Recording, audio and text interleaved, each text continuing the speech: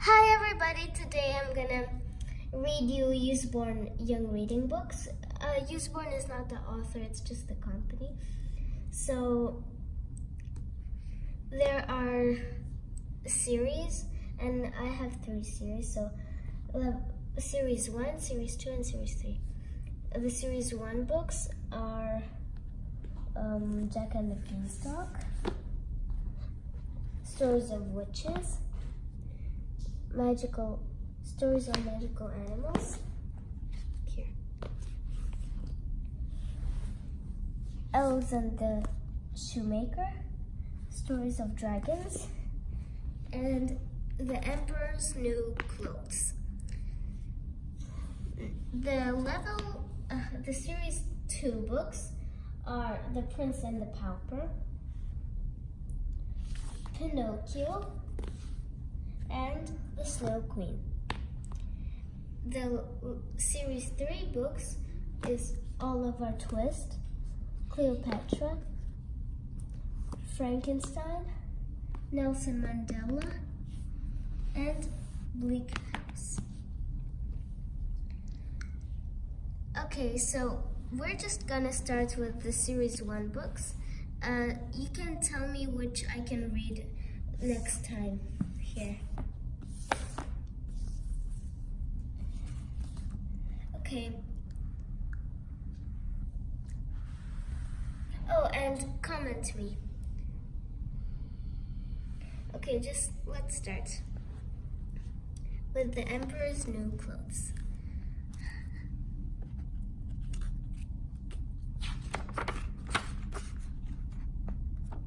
It's retold by, this book is retold by Sarah Davidson, and it's from the story by Cristian Andersen.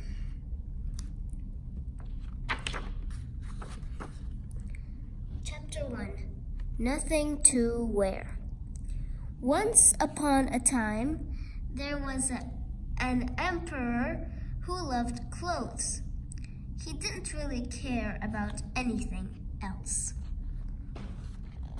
He ignored his soldiers. "Your Excellence, the enemy is attacking! Go away! I'm choosing a new vest!" Avoided his advisors. "Where are you, Your Excellence?" Hated place and used to dream about clothes, and only liked riding in the park so he could show off his amazing outfits. "You look amazing, Your Excellence." "I know." But the emperor had a problem. The royal procession was in 2 weeks' time, and he had nothing to wear. "You must have something, Your Excellence," said Boris, his servant. "You already have 7,322 outfits." "But I've worn them all before," moaned the emperor. "I want to look so amazing, so fantastic, so splendiferous, that people will talk about me for years to come." "I see," said Boris, looking rather glum. It was Boris who had to take care of all the emperor's clothes.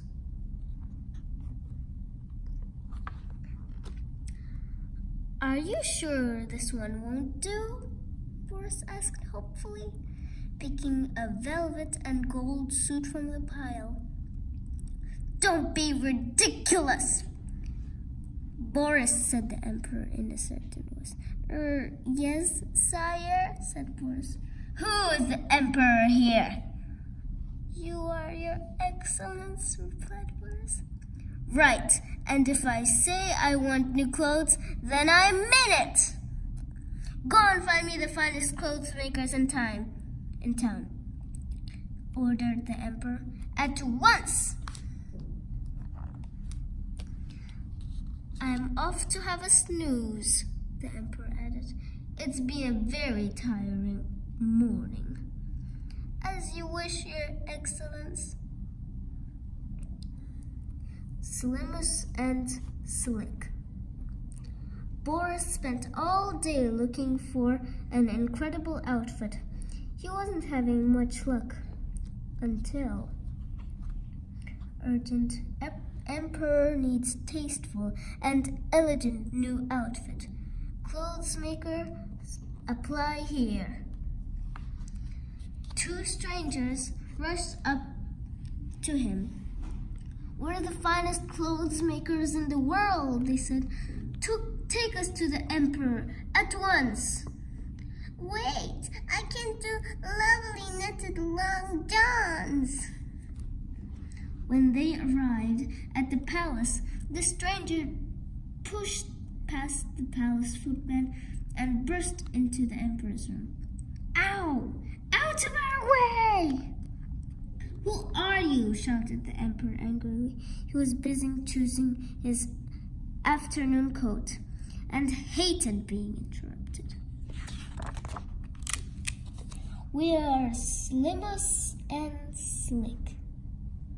At your service, they said and bowed. The Emperor just stared at them. Haven't you heard of us? Said Slimus, looking shocked. We're world famous. Well, no, admitted the Emperor. He hated not knowing things. We make magical clothes, said Slimus. Magical? Said the Emperor, sounding interested. Yes, said Slick, with a sly smile. Our clothes can only be seen by clever people. They'll be absolutely invisible to anyone stupid, Slimus explained.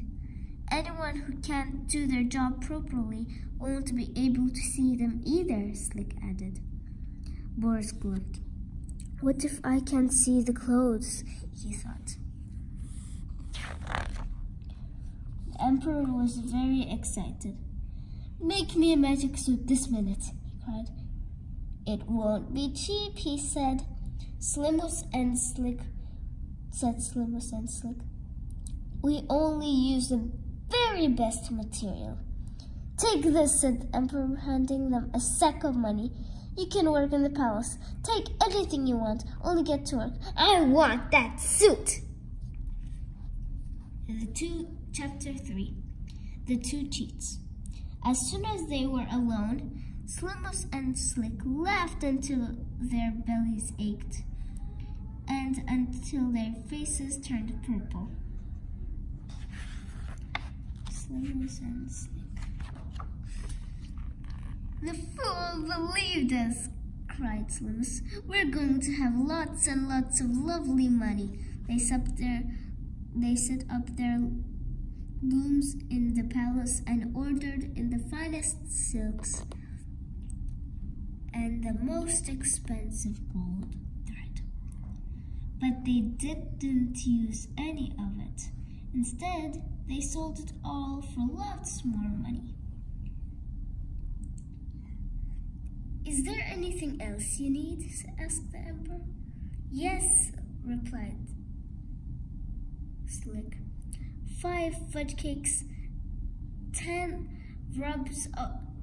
tubes of vanilla ice cream, and a constant supply of chocolate. That would really help us work. This is life. But you mustn't see a thing until it's finished, Slick told the Emperor. We want it to be a fantastic surprise. Every day the Emperor crept past their door, listening to the loom going back and forth. He was desperate to know how the suit was coming along. I know, he thought. I'll send Boris along to find out. But when Boris found out, he could see nothing but empty looms. What do you think of our wonderful work? Asked Slick. Such a charming pattern, isn't it? Said Slimus.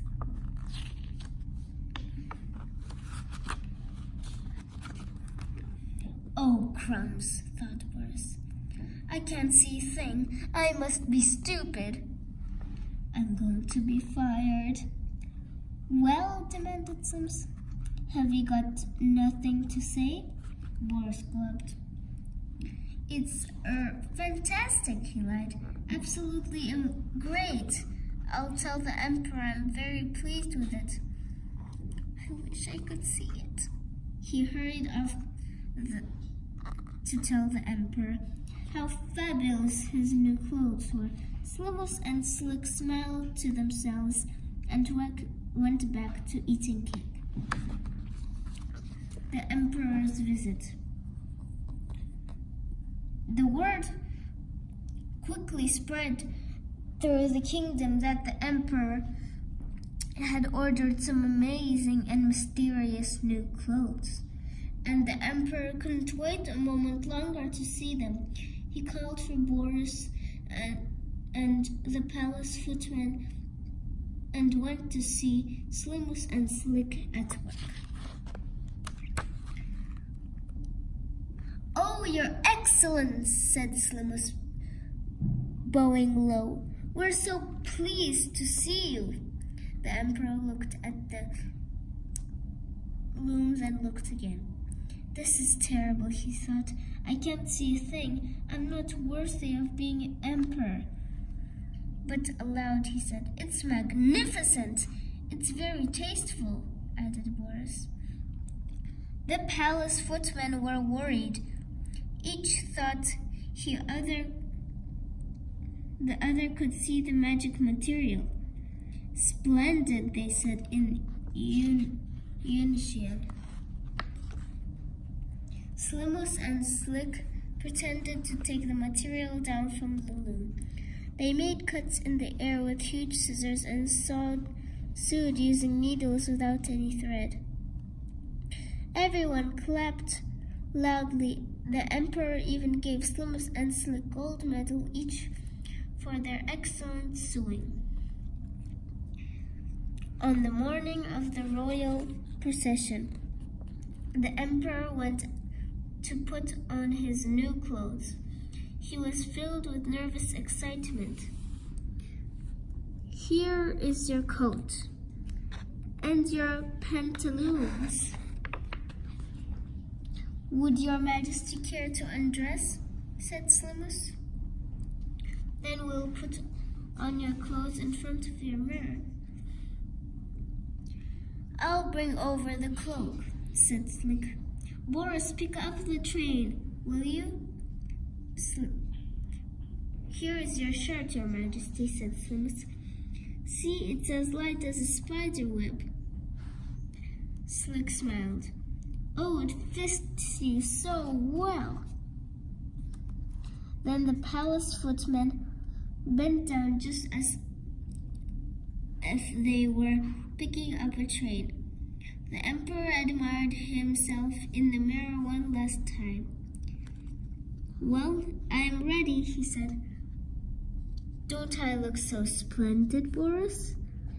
"Yes, Your Excellence," said Boris, looking straight up at the ceiling. "Then open up the palace doors," said the Emperor.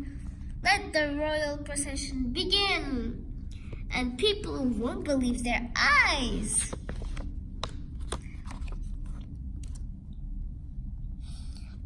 The crowd gasped as the Emperor emerged. Everyone heard that only clever people could see his clothes. "What a wonderful outfit," they cried. "Such a magnificent pattern," said the woman. "Isn't he handsome?" The Emperor smiled to himself. "These are my most successful clothes ever," he thought, and added a spring to his step. "Let me see him," cried a small child who was stuck at the back of the crowd. The child was lifted up on his father's shoulder so he could see the Emperor in all his glory. "Oh," said the child, "the Emperor's got nothing on!" Everyone around the child fell silent and looked at the Emperor again. "He's right, you know," said his father. "The Emperor is naked." Then fast faster than spreading the fire, a whisper whistled through the crowd. "The Emperor's got no clothes on." Soon the whole crowd was chanting, "The Emperor's got no clothes on." The Emperor heard their words and shivered. Suddenly he felt cold. He looked down to his horror. The Emperor saw that they were right. Then he blushed bright red all over. "I must carry on," he thought. "This is the royal procession, and I am the Emperor." The Emperor held his head high and walked more proudly than ever. Meanwhile, Slimus and Slick were packing their bags full of money, getting ready to flee the palace forever. "A toast to invisible clothes and naked emperors! We tricked him," they cried, and they cackled with glee. As for the crowds, they were enjoying the best procession ever. Boris, of course, wasn't having such a good day. "Oh well," he thought as he followed the Emperor home. "At least one thing turned out as he wanted. People will talk about the Emperor for years to come." Okay, bye-bye. Thanks for watching. Don't forget to subscribe.